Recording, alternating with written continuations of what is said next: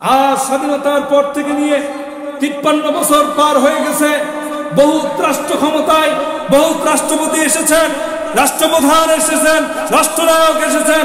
বলুন তো আজ পর্যন্ত একজন রাষ্ট্রনায়ক আমাদের কি এমন একটা সপ্তাহ উপহার দিতে পেরেছে যেই সপ্তাহের ভিতরে কোনো চুরি ছিল না, কোনো ধর্ষণ ছিল না, কোনো চাঁদাবাজি ছিল না, কোনো দুর্নীতি ছিল না?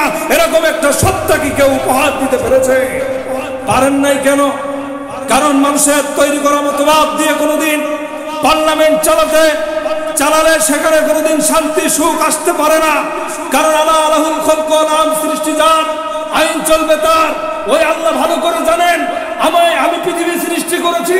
ওই পৃথিবীর ভিতরে শান্তি প্রতিষ্ঠিত করতে হলে এই কোরআন দিয়ে পার্লামেন্ট চালানো ছাড়া বিকল্প কোনো পথ নেই। ঠিক না বেঠিক? সুতরাং সকলেই অনেকভাবে চেষ্টা করেছে, চেষ্টা করার পরেও ব্যর্থ হয়েছে। একটি কারণ, মুসলমান হওয়ার পরেও তারা এই কোরআন দিয়ে পার্লামেন্ট চালাতে পারেনি।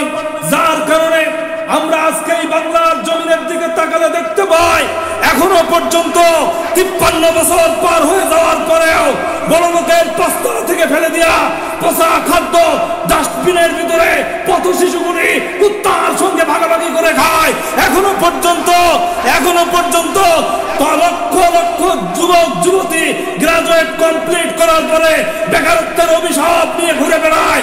এখনো পর্যন্ত 4 বছরের ছোট্ট শিশু বিধবা স্ত্রীর সন্তান আরিয়ান তার মায়ের মুখে রমজান মাসে একটি ইফতারি তুলে দেওয়ার জন্য খালপাড়, বিলপাড় আর ঝিলপাড় পুকুর পরে শাক কুড়িয়ে খায়। সেই দেশের আমলা কামলা সচিব ও এমপি মন্ত্রী হওয়ার পরে কলমের খোঁজায় লক্ষ লক্ষ টাকা দুর্নীতি করে। শুধু লক্ষ লক্ষ টাকা দুর্নীতি করে না, এদেশ থেকে প্রচার করে বিদেশে পাঠিয়ে দিয়ে বেগমপাড়া তৈরি করে। ও দুনিয়ার মুসলমান, একটিবার আমরা এই পার্লামেন্টে কোরআন পাঠাতে চাই যেই পার্লামেন্টে আজ পর্যন্ত চুরি বন্ধ হয়নি, দুর্নীতি বন্ধ হয়নি, চাঁদাবাজি বন্ধ হয়নি।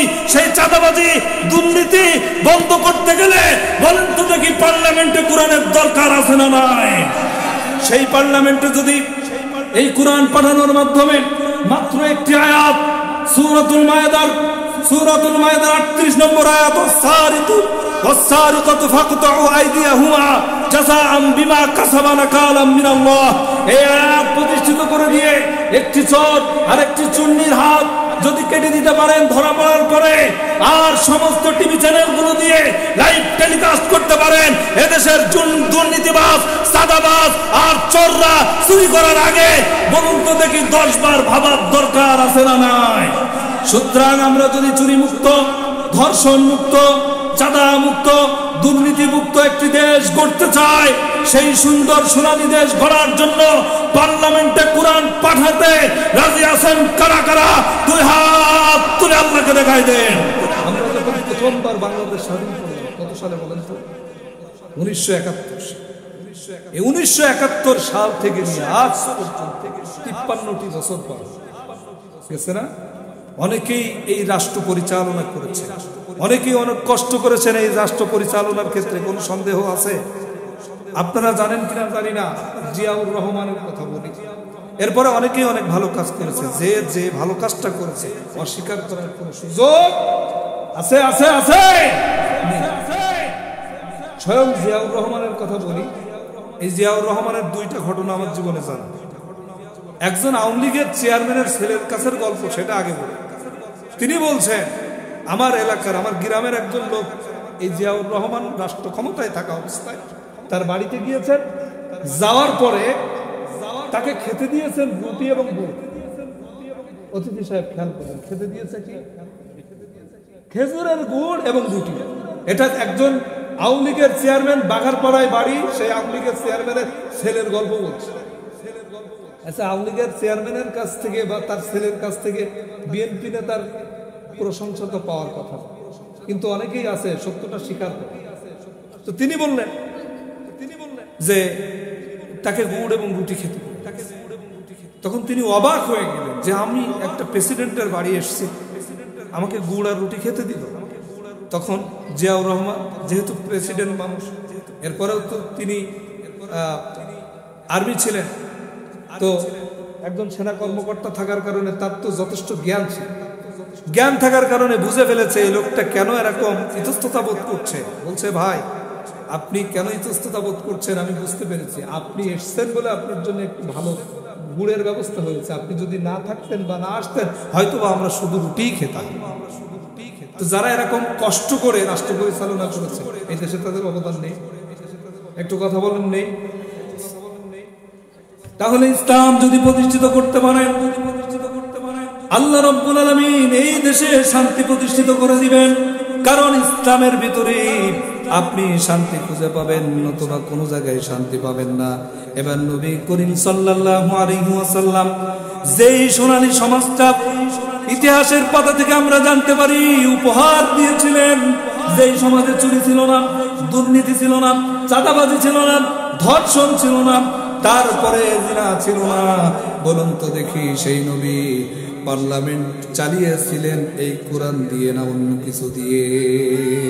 আমার নবী যদি এই কোরআন দিয়ে পার্লামেন্ট চালিয়ে সুন্দর সমাজ ব্যবস্থা উপহার দিতে পারেন তাহলে আমরা কেন পারবো না? আমরা তো নবীর উম্মত, ঠিক কিনা কম? প্রিয় ভাইয়ের আমার, এবার দেখেন এই কোরআন নাজিল হওয়ার পরে আমার নবী কিভাবে রাষ্ট্র প্রতিষ্ঠিত করেছেন, কিভাবে এই কোরআনের দাওয়াত মানুষের কাছে পৌঁছে দিয়েছেন। নবী করিম সাল্লাল্লাহু আলাইহি ওয়াসাল্লামের উপরে আল্লাহ রাব্বুল আলামিন কোরআনুল কারীমের আয়াত নাজিল করেছেন। কোরআনুল কারীমের আয়াত নাজিল করে দিয়ে জানিয়ে দিয়েছেন, ইকরা বিসমি রাব্বিকাল্লাযী খলাক, পড়ো তোমার প্রভুর নামে। আল্লাহ রাব্বুল আলামিন এই আয়াতটি সর্বপ্রথম নাজিল করলেন। আল্লাহ ইচ্ছা করলে তার প্রশংসার কথা বলতে পারতেন, আল্লাহ ইচ্ছা করলে তার জান্নাত জাহান্নামের কথা বলতে পারতেন, সৃষ্টির নৈপুণ্যতার কথা বলতে পারতেন, তিনি গাছগাছালি পাক পাখালির কথা বলতে পারতেন, নদী নালা খাল বিলের কথা বলতে পারতেন। কিন্তু তিনি সব কিছুকে উপেক্ষা করে সর্বপ্রথম যেই কথাটা বললেন সেটাই হলো ইকরা, পড়ো তোমার প্রভুর নামে। কারণ পড়লেই সব কিছু জানা যাবে, আপনি না পড়লে জানবেন কিভাবে? এই জন্য প্রিয় ভাইরা অনেকেই কোরআন পড়তে জানে না, যার কারণে আল্লাহ কি বলেছেন সেটা জানে না। এই জন্য সবাইকে আমি অনুরোধ করব কোরআন শিক্ষা করতে। এরপরে আসুন, তিনি যখন এই কোরআনটা পেয়েছেন, এই আয়াতের মাধ্যমে কোরআন নাজিল হয়েছে, প্রাথমিক অবস্থায় কোরআন পেয়ে তিনি গোপনে গোপনে দাওয়াত দিয়েছেন। কিসে দাওয়াত দিয়েছেন? একটু কথা বলেন, কিসে দাওয়াত দিয়েছেন? গোপনে। গোপনে দাওয়াত দেওয়ার পরে কিছুদিন পরে আল্লাহ রাব্বুল আলামিন কোরআনের আয়াত নাজিল করেছেন, ওয়া আনজির আশিরাতাকাল আকরাবিন। নবী হে, এবার আপনি প্রকাশ্যে দাওয়াত। নবী প্রকাশ্যে কোরআনের দাওয়াত দেওয়ার পরে ওয়ালাউ কারিহাল মুশরিকুন আর ওয়ালাউ কারিহাল কাফিরুন, কাফেররা মুশরিকরা কোরআন বা আল্লাহর দ্বীন প্রতিষ্ঠিত হলে অখুশি হয়। এই অখুশি হয়ে কি আচরণ করে সেটার একটু কথা বলবো, এবং তৎকালীন কাফেরদের অবস্থা, বর্তমান কাফেরদের অবস্থা একটু টেনে আপনাদেরকে বোঝাই দেব ইনশাআল্লাহ। প্রিয় ভাইরা আমার, নবী করিম সাল্লাল্লাহু আলাইহি ওয়াসাল্লাম যখন প্রকাশ্য দাওয়াত দেন নির্দেশ পেলেন, তিনি সাফা পাহাড়ের উপরে চলে গেলেন। যে পাহাড়ের উপরে দাঁড়িয়ে আসবাহা বলে ডাক দিলেন। ডাক দেওয়ার সঙ্গে সঙ্গে মক্কা নগরীর লোকেরা ওই পাহাড়ের নিচে যে হাজির হয়ে গেল। হে মুহাম্মদ, তুমি কেন এই সিগন্যাল দিলে? ইয়া সাবাহা মানে সকালবেলা বিপদ থেকে তোমরা উদ্ধার হও। উদ্ধার হওয়ার জন্য আমার নবী যখন তাদেরকে আহ্বান করলেন, এই আহ্বান করার কারণে তারা সেখানে যে বিশ্বনবীর সামনে হাজির হয়ে গেল। আমার বিশ্বনবী জনাবে মুহাম্মদুর রাসূলুল্লাহ সাল্লাল্লাহু আলাইহি ওয়াসাল্লাম তাদেরকে বললেন, হে চাচা, হে আমার পাড়া প্রতিবেশী, হে মক্কা নগরীর লোকেরা, আমি মুহাম্মদ যদি তোমাদেরকে বলি এই পাহাড়ের ওই পারে একদল অশ্বরোহী সৈন্য রয়েছে যারা যে কোনো মূল্যে যে কোনো মুহূর্তে সকাল অথবা বিকাল তোমাদের দিকে আক্রমণ করতে পারে, তাহলে তোমরা কি বিশ্বাস করবে নাকি? তারা বললেন, না, হ্যাঁ অবশ্যই বিশ্বাস করবো, কারণ আসাদিক উপাধি তুমি ইতিমধ্যেই পেয়ে গেছো, তুমি তো সত্যবাদী, কখনো মিথ্যা কথা বলো না। তাহলে তুমি মুহাম্মদ যদি বলো ওই পাশে একদল অশ্বরোহী সৈন্য আক্রমণ করার জন্য রয়েছে, তাহলে অবশ্যই আমরা বিশ্বাস।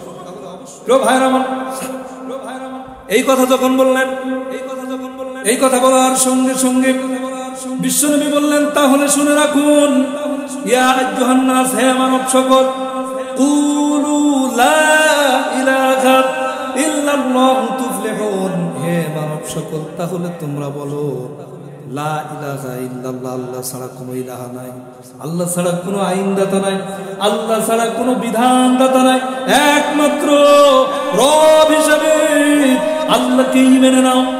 আর যদি তোমরা সফলতা পেতে চাও তাহলে আল্লাহ ছাড়া কোনো উপায় নাই, আল্লাহকে মেনে নিলেই তোমরা সফলতা পেয়ে যাবে। প্রিয় ভাইরা, তাহলে আল্লাহকে মানলে, আল্লাহর দ্বীন মানলে, আল্লাহর কথাগুলো মানলে সফলতা পাবো কি পাবো না?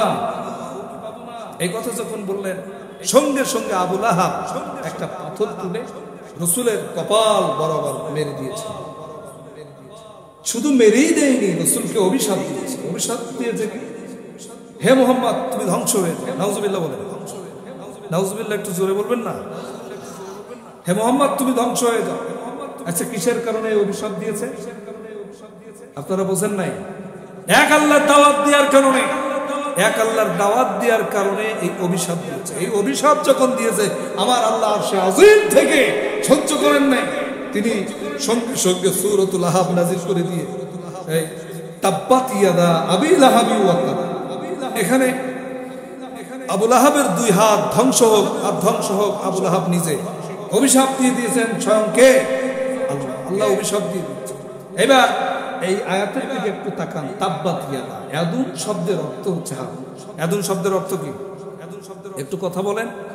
ইয়াদুন শব্দের অর্থ হলো হাত, কিন্তু এখানে ইয়াদা, হাত বোঝালে তো এক হাত বোঝায়, কিন্তু এখানে ইয়াদা, এখানে আলিফ এবং নুন যোগ হলে তাসনিয়া হয়ে যায়, দ্বিবচন হয়ে যায়, কিন্তু সেই দ্বিবচনের নুনটাকে হযফ দালের সঙ্গে আলিফ লাগিয়ে দিয়ে দ্বিবচন শব্দটি বুঝিয়েছে। এবার আপনাদের কাছে আমার প্রশ্ন হলো, আবু লাহাব নিচ থেকে উপরে যখন পাথর মেরেছিল, বলুন তো এক হাত দিয়ে মেরেছিল না দুই হাত দিয়ে মেরেছিল? এক হাত দিয়ে। কোনো কিছু বল টল ছাড়ার সময় এক হাত দিয়ে মারে না দুই হাত দিয়ে মারে? এক হাত দিয়ে। এই এক হাত দিয়ে যখন মারলেন, তখন অপরাধ ছিল তো এক হাতে। আচ্ছা, আল্লাহ ন্যায় বিচারক না অন্যায় বিচারক? ন্যায় বিচারক। আল্লাহু আহকামুল হাকিম, আল্লাহ তো ন্যায় বিচারক, কখনো অবিচার কারোর সাথে করতে পারে না। কিন্তু আল্লাহ বলছেন যেখানে ইয়াদা, ইয়াদা মানে দ্বিবচন, দ্বিবচন যখন হলো আবু লাহাবের দুই হাত ধ্বংস হোক। আচ্ছা, পাথর মেরেছে এক হাত দিয়ে, কিন্তু আবু লাহাবের দুই হাত ধ্বংস হওয়ার জন্য আল্লাহ তো অবিচার করতে পারেন না, কিন্তু দুই হাতের কথা বললেন কেন? দুই হাতের কথা বললেন এই জন্যে, এক হাত মারতে পারে না ততক্ষণ আরেক হাতের সহযোগিতা পায় না। যত হয়তো এই হাত দিয়ে পাথর তুলে এই হাতে নিয়েছিল, অথবা এই হাত দিয়ে মারার সময় এই হাত সামনে নিয়ে আইটেম করেছিল। আপনারা যখন দৌড়বেন, হাত বেঁধে দিলে দেখবেন গতি কমে যায়, কিন্তু হাত ছেড়ে দিলে মনে করেন দৌড়ের গতি বেড়ে যায়। বিশ্বাস না হয় কালকেই পরীক্ষা করবেন। যদি পরীক্ষা করে আমার এই এক্সাম্পল ভুল প্রমাণ হয়, কালকেই ফোন দিয়ে আমার নামে মামলা দিয়ে দিবেন। প্রিয় ভাইরা, আমি কথা কি ঠিক বলছি? প্রিয় ভাইরা, মজার মজার তথ্য দেব, শুধু একটু বসেন। কষ্ট দিচ্ছি আপনাদের, একটু শেষ পর্যন্ত থাকবেন তো ইনশাল্লাহ? ভাইরা যারা দাঁড়ায় আছেন, বসে পড়ুন, মেহেরবানি করে বসে পড়ুন। আমি চাই আমার শ্রোতা যারা রয়েছে তারা যেন আমার কাছ থেকে কিছু নিয়ে যেত। আমি প্রায় 100 কিলোমিটারেরও বেশি জার্নি করে এসেছি। আমি কষ্ট করে এসে যদি কথা বলে আপনাদের কিছু খোরাক না দিতে পারি, তাহলে আমার এই কষ্ট করার কোনো দাম। ভাইরা বসে। তো এই কথা এই দুই হাত ধ্বংসের থেকে আমরা উদাহরণ দিতে পারি। আজ পর্যন্ত বিগত 16টি বছর ইসলামের বিরোধিতা করেছে, মানুষের বাক স্বাধীনতা কেড়ে নিয়েছে, তারপরে স্বাধীনভাবে চলাফেরার যে সুযোগ সুবিধা সব কেড়ে নিয়েছে। আহারে, মানুষের সঙ্গে কি প্রতারণাই না করেছে। ইসলামী আন্দোলনের কর্মীদের উপরে কি জুলুম, ঘর থেকে উঠিয়ে নিয়ে যে মামলা দিয়েছে, আম বাগানে, কাঁঠাল বাগানে, লিচু বাগানে বোম বানাতে বানাতে, ককটেল বানাতে বানাতে ধরে আছে। ইলিয়াস আলীর নাম শুনেছেন? বিএনপি। সবার কথা বলবো, কারোর কথা বাদ দেবো না, কারণ নির্যাতন শুধু জামাত ইসলাম হয়নি, শুধু বিএনপি হয়নি, আরো অনেকেই হয়েছে। বিরোধী মনা যারাই ছিল তাদের উপরে ইলিয়াস আলী, বিএনপির একজন এমপি ছিলেন, সংসদ সদস্য ছিলেন। তো তাকে গুম করার পরে এই অভিনেত্রী বাড়িতে গিয়েছে, স্ত্রীকে সান্ত্বনা দিয়েছে, ছোট্ট একটা বাচ্চা, তাকেও সান্ত্বনা দিয়েছে, আমি তোমার বাবাকে উদ্ধার করার ব্যবস্থা করতেছি। অথচ তার নির্দেশে ইতিমধ্যে মারা শেষ। মেরে দিয়ে ছোট্ট বাচ্চার সাথে যারা প্রতারণা করতে পারে, আর যাই হোক তারা মানুষ হতে পারে। এবার অনেকেই দোষ দিবেন, হুজুর আমাদের কোনো অপরাধ নেই, আমরা এমনি দল করতে।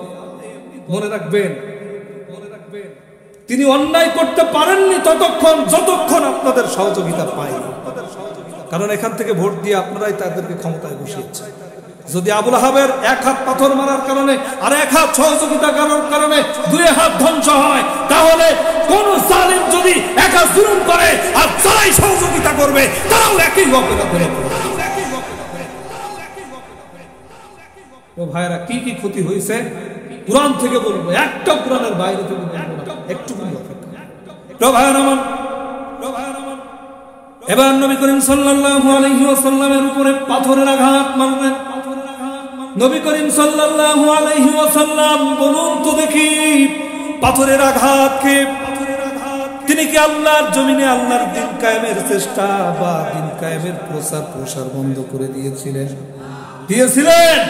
না। সুতরাং আমরা মুসলমান, আমরা যারা কোরআন প্রচার করি, কোরআন প্রতিষ্ঠিত হওয়ার কাজ করি, আমাদের যত জুলুম, যত নির্যাতন, যত নিপীড়ন আসুক না কেন, আমরা বুকের তাজা রক্ত ঢেলে দিয়ে হলেও আল্লাহর জমিন আল্লাহর দ্বীন কায়েমের চেষ্টা করব। রাজি আছেন কারা কারা? দুই হাত তুলে আল্লাহকে দেখান। প্রয়োজনে আমরা এই রাজপথে শহীদ হব, আমাদের সন্তানগুলো এতিম হবে, মা বাবা সন্তান হারা হবে, স্ত্রীগুলো বিধবা হবে। টেকনাফ থেকে তেতুলিয়া, রূপসা থেকে পাতুরিয়া, সুন্দরবন থেকে বান্দরবন পর্যন্ত প্রতিটি ইঞ্চি মাটিতে ইসলামের দুর্জয় ঘাটিতে পরিণত করব। রাজি আছেন না নাই? কারা কারা রাজি আছেন? তুই হাত তুলে আল্লাহকে দেখা। প্রিয় ভাইরা আমার, বাবাজিরা আমার, আল্লাহ রাব্বুল আলামিন কুরআনুল কারীমের যে আয়াতগুলি নাযিল করে দিয়েছে, আমার নবী সেইগুলো প্রচার করা শুরু করে দিয়েছেন। কত জুলুম এসেছে, আল্লাহ রাব্বুল আলামিন সেই কথাটা কুরআনুল কারীমের ভিতরে তুলে দিয়েছেন। তিনি যখন দ্বীন প্রচার করেছেন আমার নবী, আল্লাহ রাব্বুল আলামিন জানিয়েছেন সেই নবীর বিরুদ্ধে কাফেররা কি সিদ্ধান্ত সেই দিন নিয়েছে। ওয়াকালাল্লাযীনা কাফারু লা তাসমাউ লিহাযাল কুরআনি ওয়ালগাউ ফীহি লাআল্লাকুম তাগলিবুন।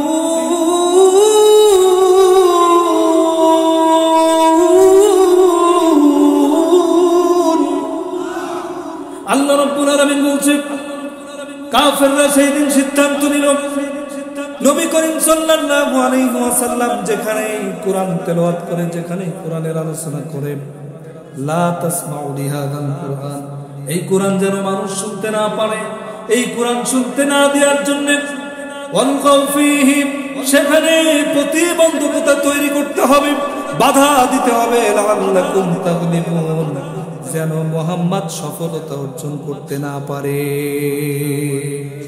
যেন এই দাওয়াত মানুষের কাছে না দিতে পারে।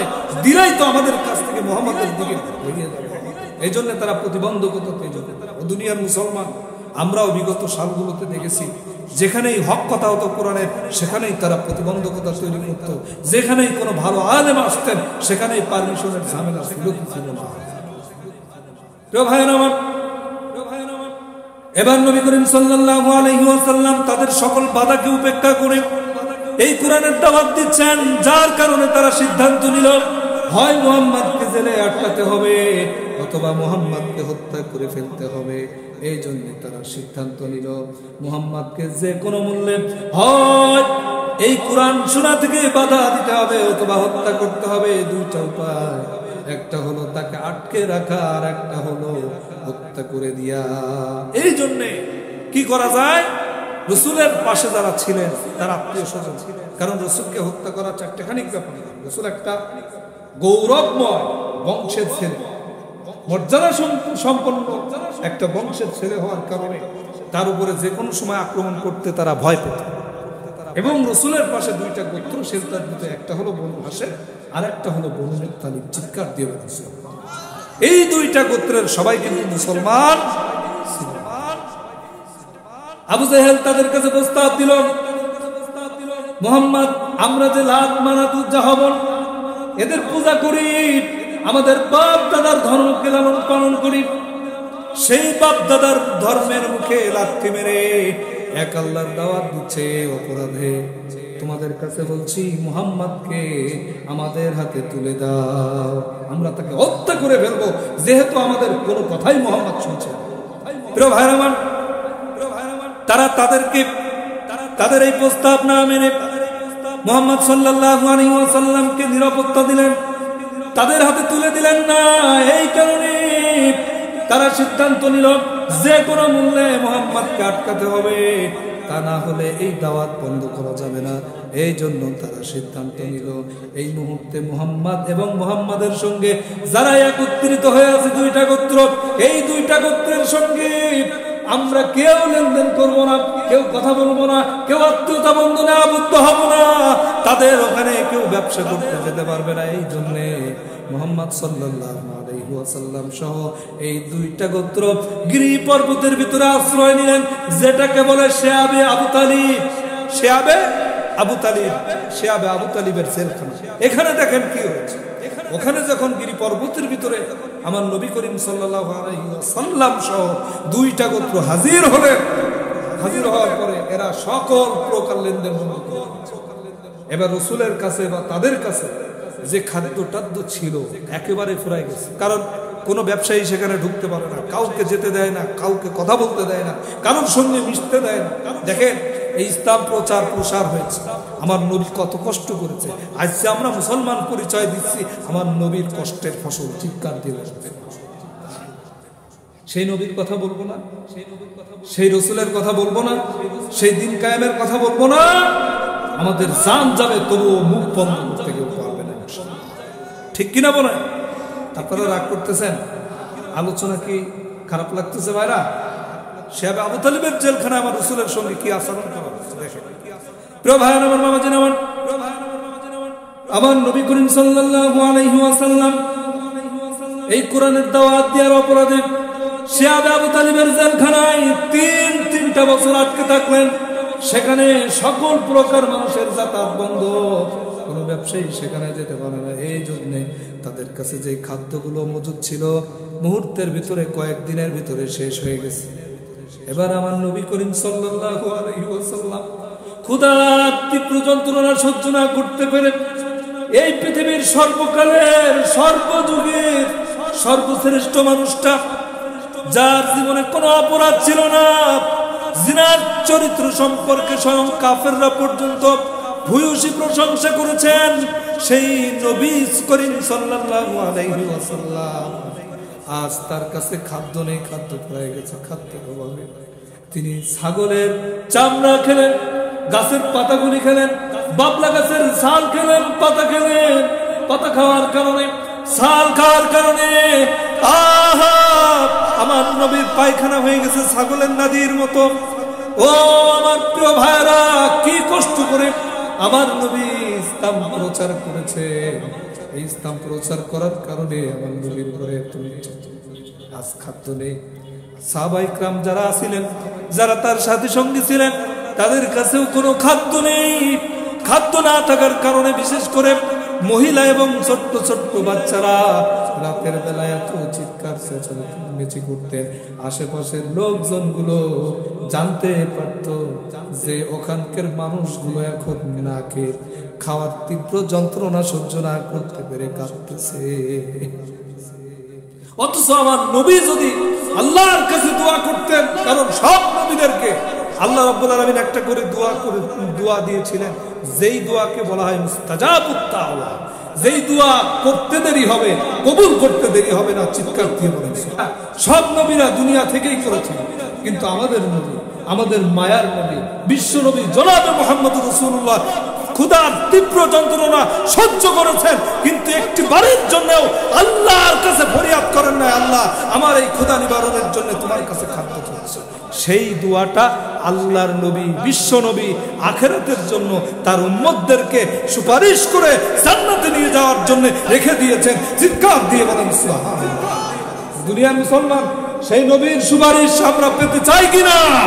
সেই নবীর সুপারিশ পেতে হলে নবীর দেখানো পথে হাঁটতে হবে, তাহলে সুপারিশ পাওয়া যাবে। অন্য কোনো মত, অন্য কোনো পথে চললে সেই সুপারিশ পাওয়া যাবে না। প্রিয় ভাই আমার নবী করিম সাল্লাল্লাহু আলাইহি ওয়াসাল্লাম শেয়াবে আবু তালিবের জেলখানায় 3টা বছর কষ্ট করলেন। এই কষ্ট যখন করছেন আমার আল্লাহ রাব্বুল আলামিন আর তিনি তামাশা দেখেন নাই, কারণ যুগে যুগে যারা ঈমান আনবে, যুগে যুগে যারা ইসলামের পথে চলবে, তাদেরকে আল্লাহ রাব্বুল আলামিন পরীক্ষা করবেন। আল্লাহ রাব্বুল আলামিন বলেন, আলিফ লাম মিম আহাসিবান নাসু আন ইউতরাকু আন ইয়াকুলু আমান্না ওয়া হুম লা ইফতানুন।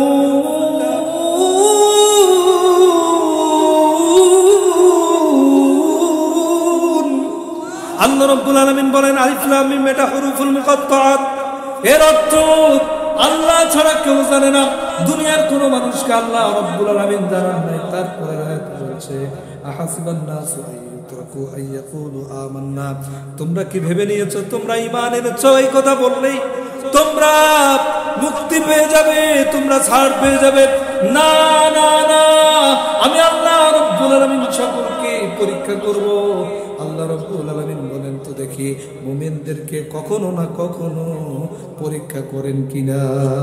স্বয়ং নবীকে পরীক্ষা করেছেন, পরীক্ষায় নবী পাশ করেছেন, যার কারণে 3টা বছর পরে আমার নবীকে মুক্ত করার জন্য আল্লাহ এবার সিদ্ধান্ত নিয়েছে। কি সিদ্ধান্ত দেখেন, একদিকে স্বয়ং আল্লাহর সাহায্য, অপরদিকে তার পাড়া প্রতিবেশীর সাহায্য। চিৎকার দিয়ে বলছে, কি সাহায্য সেটা?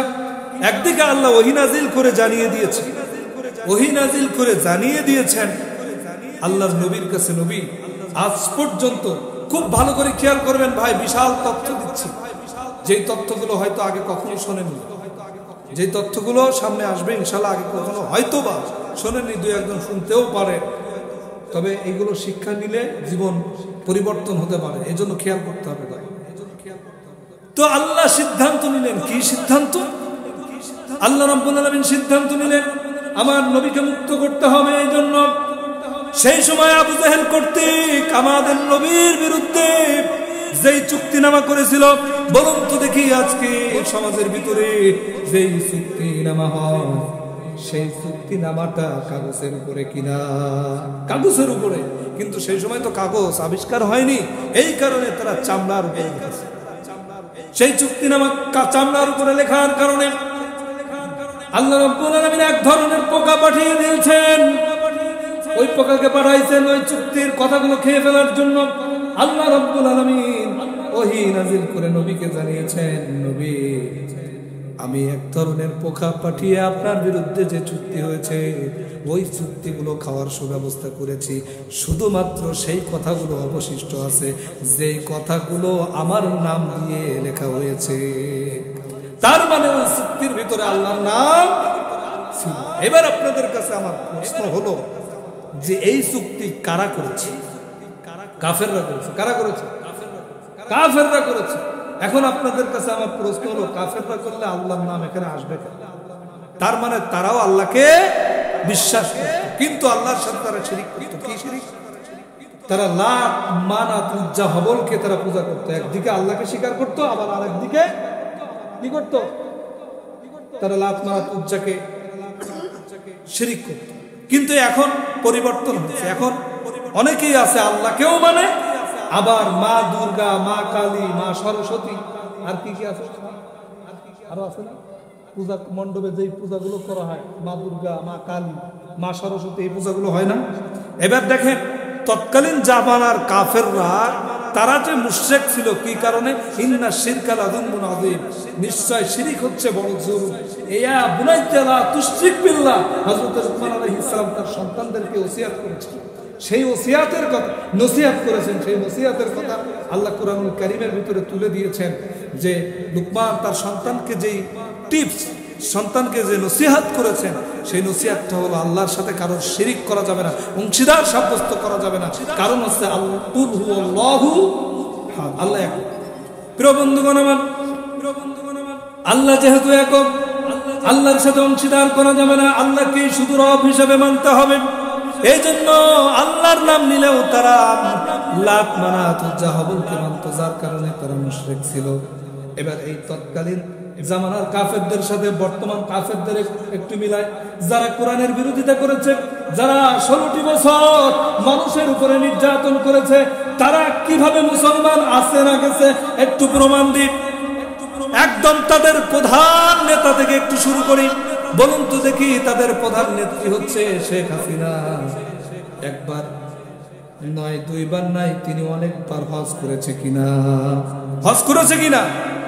আচ্ছা, আপনারা তার সাথে রাগ থাকতে পারে, তার সত্য কথাটা বলেন। হজ করেছে কিনা? হজ করেছে না? তিনি যে মুসলমান দাবি করা একজন ব্যক্তি, তাতে কোনো সন্দেহ নেই। কিন্তু তিনি একবার পূজা মণ্ডপে গেলেন, যে বলছেন এবছর মা দুর্গা নৌকায় করে এসেছে বলে ফসল ভালো হয়েছে। আচ্ছা, এই কথা শুনেছেন কারা কারা? দেখে হাত তুলে। এই তো অনেকেই। তার মানে আমি যে একা শুনেছি তা কিন্তু না, আপনারাও শুনেছেন। এবার আপনাদের কাছে আমার প্রশ্ন হলো, বলুন তো দেখি, ফসল একটা রিজিক কিনা? রিজিক কিনা ফসল? ফসল একটা রিজিক। আল্লাহ রাব্বুল আলামিন বলেন, ওয়ামা মিন দাব্বাতিন ফিল আরদি ইল্লা আলাল্লাহি রিজকুহা। এই পৃথিবীর যত বিচরণশীল প্রাণী রয়েছে, সকল প্রাণীর রিজিক আমি আল্লাহ দিই। এবার বলেন তো দেখি, যেই ব্যক্তি হোক না কেন, ট্রিপল হাজি হোক না কেন, মুসলমান দাবি করা ব্যক্তি হোক না কেন, আল্লাহ বলছেন রিজিকের মালিক একমাত্র আল্লাহ। কেউ যদি দাবি করে মা দুর্গা নৌকায় চড়ে আসার কারণে রিজিক ভালো হয়েছে, তার মানে ফসল ভালো হয়েছে, এই কথা বলার সঙ্গে সঙ্গে ঈমান থাকবে না যাবে? প্রথম সর্বপ্রধান নেত্রী সে মুশরিক হয়ে গেল এই কথা অনুযায়ী। কারণ কথার মাধ্যমে ঈমান যায়, আবার কথার মাধ্যমে ঈমান আসে। ঠিক কিনা বলেন? এবার তারপরের যে স্থান দখল করে আছে, বলেন তো কে? ওবায়দুল কাদের। কে? এবার তার আমলনামা ঘেটে আসি। ভাই, অনেকে রাগ করতে পারে, এই কথাগুলো কেন বলছি মাহফিলে? এই কথাগুলো বলার কারণ কি? অনেকে বলবে হুজুর শুধু রাজনীতি করে। আরে ভাই, আপনি তো রাজনীতি করতে গিয়ে ঈমানটা হারিয়েছেন। এই তাফসীর মাহফিল থেকে আপনার ঈমান আনার সুযোগ যদি না করে দিই, আপনি যে ঈমান হারাইছেন, বেঈমান হয়ে তুমি। অনেকের কোরআনের জ্ঞান না থাকার কারণে এই কথাগুলো বলছেন। এই উবাইদুল কাদের কি বললেন শোনেন। আমি যে শুধু বলছি তা না, আমি প্রমাণ সাথে করে আনছি। কারণ যদি দেখার ইচ্ছা, আমার কাছে মোবাইল আছে, আমার মোবাইলে এই ভিডিও আছে। এই উবাইদুল কাদের এই নির্বাচনের আগে বলছে, নির্বাচন ব্যতি রেখে অপশক্তি মাঠে নেমেছে। মানে জামাত বিএনপির কথা। এই অপশক্তি বিনাশক মা দুর্গার কাছে কামনা থাকবে। আচ্ছা, মা দুর্গার কাছে যদি কোনো মুসলমান কামনা করে, তার ঈমান থাকে না? কেন চলে যায়? এবার বলছি, আমাদের নেতা কিন্তু সাপোর্ট দিয়েছে, চলে যায়। এবার দেখেন ভাইয়ের আমার, বলুন তো দেখি, এই আলোচনা করার পূর্বে, আমি এখানে আসার পূর্বে ঈশার নামাজ হয়েছে কিনা? সেই ঈশার নামাজে একটা সূরা আমরা তেলাওয়াত করেছি। সেই সূরার ব্যাপারে নবী করিম সাল্লাল্লাহু আলাইহি ওয়াসাল্লাম বলছেন, ক্বালান নবিয়্যু সাল্লাল্লাহু আলাইহি ওয়াসাল্লাম, মান লাম ইয়াকরাউ লা সালাতা ইল্লা বিফাতিহাতিল কিতাব। সূরা ফাতিহা ছাড়া নামাজ হয় না। সেই সূরার ভিতরে একটা আয়াত রয়েছে, ইয়াকা না'বুদু ওয়া ইয়াকা নাস্তাঈন। আল্লাহ রাব্বুল আলামিন আমাদেরকে শিখিয়ে দিয়েছেন। এখানে যারা আছেন, বলেন তো দেখি, অন্তত পক্ষে সূরাতুল ফাতিহা মুখস্থ নেই কার? মুখস্থ সবার আছে না? এই সূরার ভিতরে এই আয়াত আছে কিনা? ইয়াকা না'বুদু ওয়া ইয়াকা নাস্তাঈন। একমাত্র, কেবলমাত্র, শুধুমাত্র তোমাকে ইবাদত করি আর তোমার কাছেই সাহায্য কামনা করি। সুবহানাল্লাহ বলেন। এবার যাকে এদেশের হিন্দুরা, অমুসলিমরা পূজা করে, সেই তাদের সেই মা সরস্বতী, মা দুর্গা, মা কালীর কাছে যদি আপনি কামনা করেন যে এই অপশক্তি মাঠে নেমেছে, এই অপশক্তি যেন বিনাশ হয়, মা দুর্গার কাছে কামনা থাকবে। বলেন তো, এই কথা বলার সাথে সাথে ঈমান এই আয়াত অনুযায়ী আছে না গেছে? এবার সালমান এফ রহমান, গর্বের বাবা, যে নৌকায় ঘুরে পালাচ্ছিল, রক্ষা পায়, তার কথা বলি একটু। সে কি করলো? সে বলল হাদিসে অনেক ভুল আছে, কোরআনে ভুল আছে তবে কম, কিন্তু হাদিসে ভুল আছে অনেক। নাউজুবিল্লাহ বলবেন না? আচ্ছা, এই কথা বলেছে না? এই কথাই কোরআনে কি ভুল আছে বলেন তো? আল্লাহ বলছে, যালিকাল কিতাবুল লা রাইবা ফীহি। এই হচ্ছে সেই কিতাব, ভুল থাকা তো দূরের কথা, যার ভিতরে সন্দেহের অবকাশ পর্যন্ত। এবার কি করলেন? আপনি যদি তাদের পিছনে যান গেলে কি হবে? আল্লাহ রাব্বুল আলামিন কুরআনুল কারীমের ভিতরে জানিয়ে দিয়েছেন, ইয়াউমা নাদউ কুল্লু উনাসিন বিইমামিহিম। ভাইরা উঠছেন কেন? আমি তো আলোচনা শেষ করতেছি না, বসেন।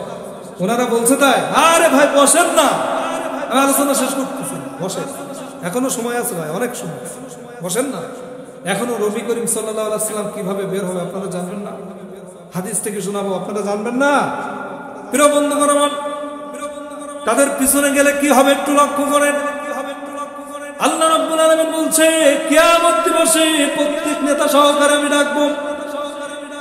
এবার বলেন তো দেখি, আরেকটা হাদিস নবী করিম সাল্লাল্লাহু আলাইহি ওয়াসাল্লাম বলছেন, মান তাশাব্বাহা বিকওমিন ফাহুয়া মিনহুম, রাওয়াহুল বুখারী, বুখারী শরীফের হাদিস। যার সাথে যার সম্পর্ক তার সাথে তার হাসর। আপনি যত বড় আলেম হন না কেন, আপনি যত বড় হাজী হন না কেন, যত বড় দরবেশ হন না কেন, আপনি যদি কাফের মুশরিকদের সাথে বন্ধুত্ব করে তাদেরকে সহযোগিতা করেন, দ্বীন কায়েমের বিরোধিতা করেন, আপনি যতই ইবাদত করেন না কেন, আপনার কোনো কিছুই আল্লাহর দরবারে কবুল হবে না। কারণ আল্লাহ রাব্বুল আলামিন বলছেন, আল্লাহর নবী বলছেন, যার সাথে যার সম্পর্ক তার সাথে তার হাসর। কাফেরদের সাথে মুশরিকদের সাথে যদি কারোর হাসর হয়, বলুন তো তার জায়গা কোথায় হবে? এবার কিয়ামত দিবসে আপনার নেতা সহকারে ডাকা হবে। বলুন তো দেখি, যারা ইতিমধ্যে মুশরিক হয়ে গেছে তারা আপনার সামনে আপনার নেতা, আপনি সেই দিন কি বলবেন? আল্লাহ রাব্বুল আলামিন সেই কথাটাও কোরআনের ভিতরে জানিয়েছেন, রব্বানা আরিনাল্লাযাইনি আযাল্লানা মিনাল জিন্নি ওয়াল ইনসি নাজআলহুমা তাহতা আকদামিনা লিয়াকুনা মিনাল আসফালিন।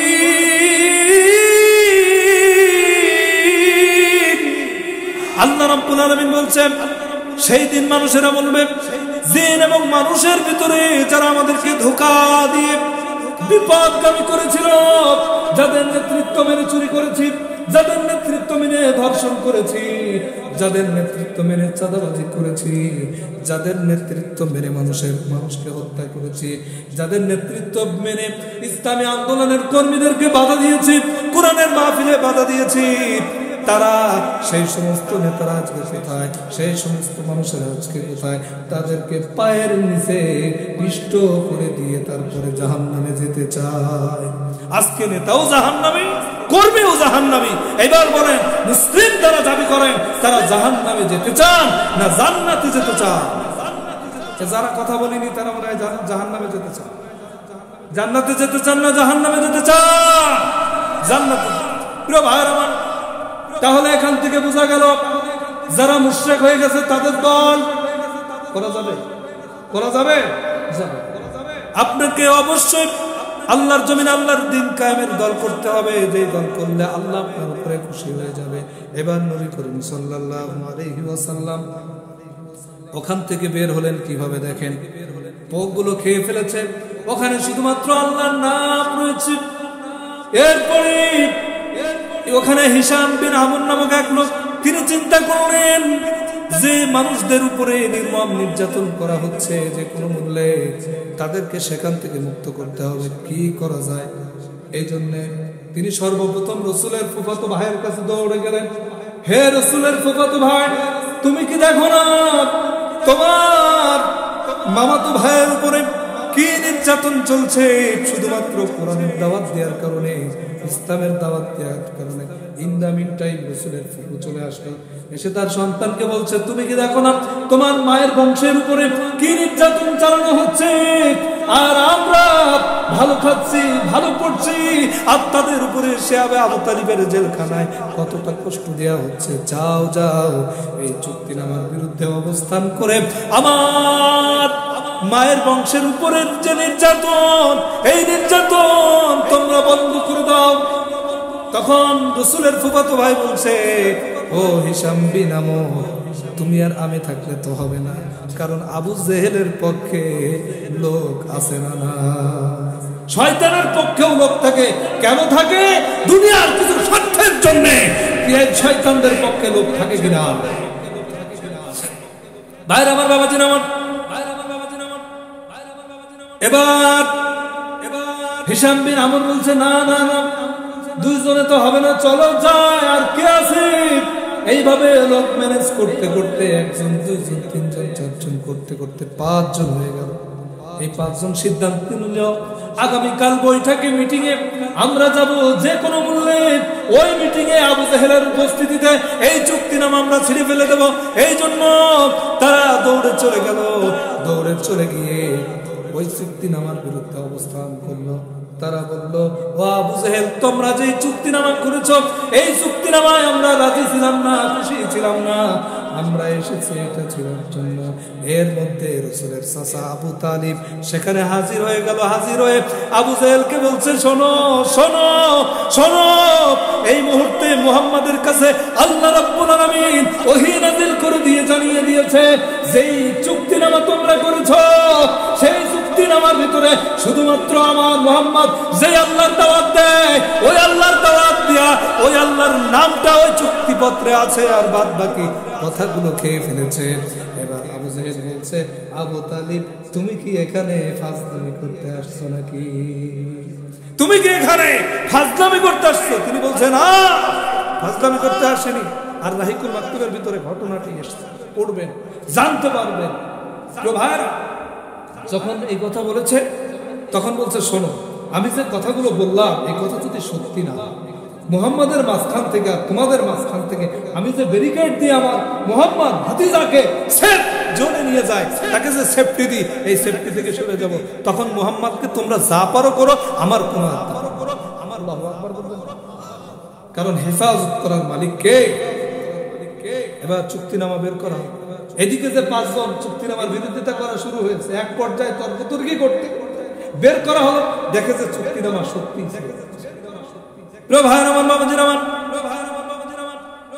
চুক্তিনামা ছিঁড়ে ফেলার পরে আমার রাসূলকে আর আটকে রাখতে পারলো না, তারা বের করে দিলেন।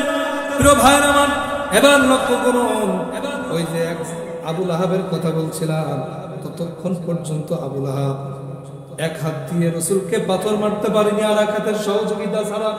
আমার রাসূলও কিন্তু একা ইসলাম প্রতিষ্ঠিত করেনি, আমার রাসূলকেও কিছু সাহায্য করা হয়েছে। কারা করেছে? আবু বকর, হযরতে ওমর, হযরতে উসমান, হযরতে আলী, হযরতে বেলাল রাদিয়াল্লাহু তাআলা আনহুম আজমাইন। ইনারা, তাহলে বলুন তো, এই জমিনে একা একা কি দিন কায়েম সম্ভব? আল্লাহ চায় কিছু বান্দা এখান থেকে এগিয়ে আসুক। তাহলে আপনারা আগাতে চান কিনা? সেই আগাতে চান কারা কারা, আমি একটু পরীক্ষা নেব একটুকুনি পরে। তার আগে এই আগায় আসার কারণে রাসূলকে এত আল্লাহ সাহায্য করেছে, সম্মান দিয়েছে, কিন্তু যারা সাহায্য করেছে রাসূলকে, করে ইসলাম প্রতিষ্ঠিত করেছে, আল্লাহ তাদের কতটা সম্মানিত করেছে।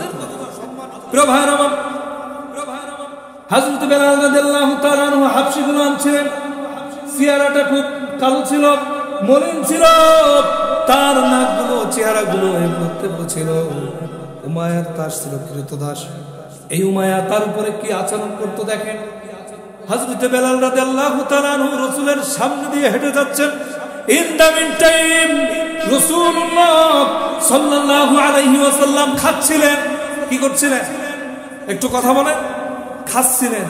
হযরত বেলালকে ডাক দিলেন, ডেকে বলছে, বেলাল, তুমি আমার প্লেটে বসো, বসে আমার সাথে খাদ্যে অংশগ্রহণ করো। চিৎকার দিয়ে বলেন সুবহানাল্লাহ। আমার নবী, বিশ্ব নবী জনাবে মুহাম্মদ রাসূলুল্লাহ এই পৃথিবীতে এসেছেন বৈষম্য বিরোধী আচরণ করার জন্য। কারোর সাথে বৈষম্যপূর্ণ আচরণ করিনি, ঠিক কি না? একজনের খারাপ চেহারা তাকে ঘৃণা করে, একজন গোলাম বলে তাকে ঘৃণা করে দূরে সরা যায়নি। বিশ্ব নবী জনাবে মুহাম্মদ রাসূলুল্লাহ সাল্লাল্লাহু আলাইহি ওয়াসাল্লাম একই প্লেটে খাওয়ার জন্য ডেকেছে। দেখেন বেলালের সম্মান আল্লাহ এবং তার রাসূল কি দিয়েছেন, কি মর্যাদা। যখন বেলাল রাদিয়াল্লাহু তাআলা আনহুকে ডাকলেন, ডাকার পরে হযরত বেলাল রাদিয়াল্লাহু তাআলা আনহু কাঁদা শুরু করে দিলেন। হযরত বিশ্বনবী সাল্লাল্লাহু আলাইহি ওয়াসাল্লাম বললেন, হে বেলাল, তুমি কেন কাঁদছো?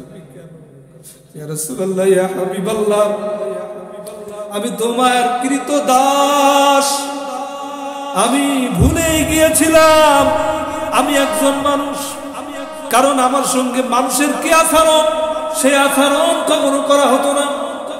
আহারে, আমরাও 16টি বছর ভুলেই গিয়েছিলাম, এই দেশের বিরোধী দলরা ভুলেই গিয়েছিল তারা এই দেশের নাগরিক, তারা এই দেশের মানুষ, এই দেশের জনগণ।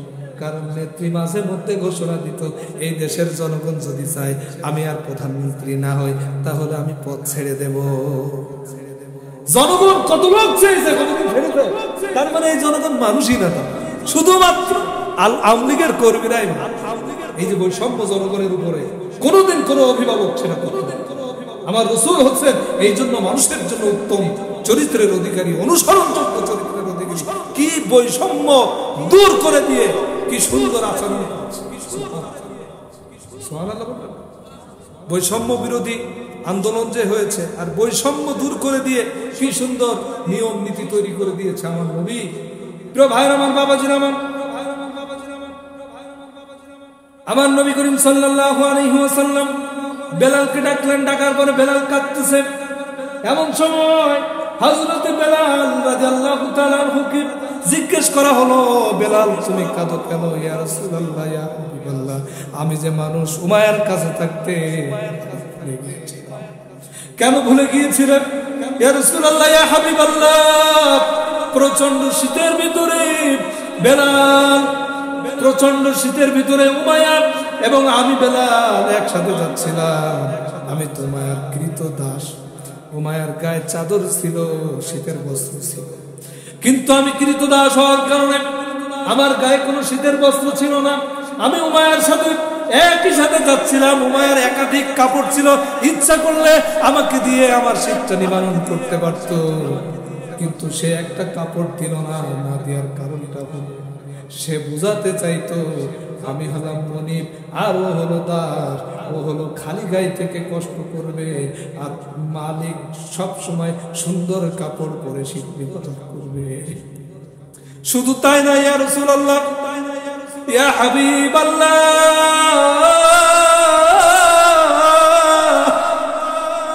গরমের দিনে যারা মরুভূমির ভিতরে গিয়েছেন, সৌদি আরবে গিয়েছেন, কুয়েতে গিয়েছেন, দুবাই গিয়েছেন, জানেন, যারা হজ করে এসেছেন তারা জানেন, যারা কুয়াকাটায় গিয়েছেন তারা জানেন, দুপুরবেলা মরুভূমির ভিতরে বালুর ভিতরে যখন সূর্য কিরণ দেয়, সূর্য তাপ দেয়, এই সূর্য তাপ দেওয়ার কারণে প্রচন্ড আকারে গরম হয়ে যায়। এই গরম হওয়ার কারণে যখন কেউ খালি পায়ে সেখান দিয়ে যায় পাটা ফসকা পড়ে যায়। আর মরুভূমির আপনি জানেন সৌদি আরবে কতটা তাপ, সেই তাপের ভিতরে ইয়া রাসূলুল্লাহ, ইয়া হাবিবাল্লাহ, উমাইয়ার টাকা ছিল, উমাইয়ার পায়ে জুতা ছিল, কিন্তু উমাইয়া কখনো আমাকে জুতা কিনে দেয় নাই, যেন সে মনিব আর আমি গোলাম এইটা যেন বোঝা যায়। এই কারণে ওই উত্তাপ্ত বালির ভিতরে আমার পা ফুসকা পড়ে যেত, তারপরে জুতা থাকতো। ইয়া রাসূলুল্লাহ, আপনি রাহমাতুল লিল আলামিন, আপনি বিশ্ব নবী, আমি একজন গোলাম, আমাকে ডেকেছেন, আমি এই জন্য কেঁদে ফেলেছি। আপনার কাছে আসার পরে আমি বুঝেছি আমি বেলাল একজন মানুষ, আমি বেলাল একজন মানুষ। এর আগে আমি প্রিয় ভাই, তাহলে রাসূল এদেশে এই পৃথিবীতে তিনি ন্যায় নীতির সঙ্গে, নিষ্ঠার সঙ্গে, মানুষের সঙ্গে সুন্দর আচরণের মাধ্যমে পরিষ্কার করে দিয়েছেন উত্তম আচরণ শুধুমাত্র ইসলামী লোকদের কাছেই পাওয়া যায়। ইসলামী মানুষকে সুন্দর আচরণ করা শেখায়। চিৎকার দিয়ে বলেন প্রিয় ভাইরা, এই জন্য আপনারা সম্মানিত হতে চান কিনা? সম্মানিত হতে চান কিনা? হযরত বেলালকে এই সম্মান দিয়েছে, এই মর্যাদা দিয়েছে। আপনারা যদি এখান থেকে মর্যাদা নিয়ে যেতে চান, ত্যাগ তিতিক্ষার মাধ্যমে আল্লাহ বলছেন তারপরে না, ইয়া আইয়ুহাল্লাযীনা আমানু হাল আদুল্লুকুম আলা তিজারাতিন তুনজিকুম মিন আযাবিন আলীম। হে ঈমানদারেরা, তোমাদের কি এমন একটা ব্যবসার কথা বলবো যে ব্যবসা করলে দুনিয়ার আযাব, এই কঠিন আযাব থেকে তোমরা মুক্ত হয়ে যাবে। তুমিনুনা বিল্লাহি ওয়া রাসূলিহি, আল্লাহ এবং আল্লাহর রাসূলের পরে ঈমান আনবে, ওয়া তুজাহিদুনা ফি সাবিলিল্লাহ, আল্লাহর রাস্তায় জিহাদ করবে, চেষ্টা করবে, বিআমওয়ালিকুম ওয়া আনফুসিকুম, মাল এবং জান। কি দিয়ে? মাল এবং জান দিয়ে।